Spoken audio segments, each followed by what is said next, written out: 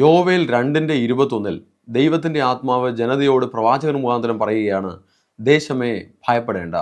ഒരു വ്യക്തി ദൈവത്തിന് കീഴ്പ്പെടുകയാണെങ്കിൽ ആ വ്യക്തിയുടെ മേൽ ദൈവത്തിൻ്റെ സംരക്ഷണവും ദൈവത്തിൻ്റെ സഹായവും നന്മകളും ഉണ്ടാകും.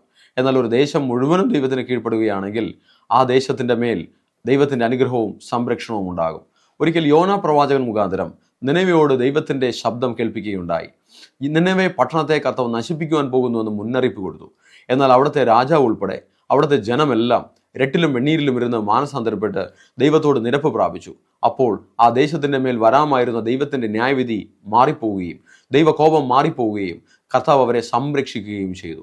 എപ്പോൾ ഒരു വ്യക്തി അല്ലെങ്കിൽ ഒരു ദേശം, ഒരു സമൂഹം എപ്പോഴാണോ ദൈവത്തിൻ്റെ മുന്നിൽ തങ്ങളെ തന്നെ സമർപ്പിക്കുന്നത്, മാനസാന്തരപ്പെടുന്നത്, കർത്താവിൽ ശരണപ്പെടുന്നത്, അവിടെ ദൈവത്തിൻ്റെ സംരക്ഷണം ഉണ്ടാകും, ദൈവത്തിൻ്റെ സഹായം ഉണ്ടാകും. നമ്മുടെ ദേശം മുഴുവനും ദൈവത്തിൻ്റെ സഹായവും സംരക്ഷണവും ഉണ്ടാകുവാൻ തക്കവണ്ണം ദേശം മുഴുവനും ദൈവത്തിന് കീഴ്പ്പെടുവാൻ നമുക്ക് നമ്മുടെ ദേശനിവാസികളെ സഹായിക്കാം, വഴി നടത്താം. അവരുടെ മുന്നിൽ ലോകത്തിൻ്റെ വെളിച്ചമായി, ഭൂമിയുടെ ഉപ്പായി നമുക്ക് വെളിപ്പെടാമോ?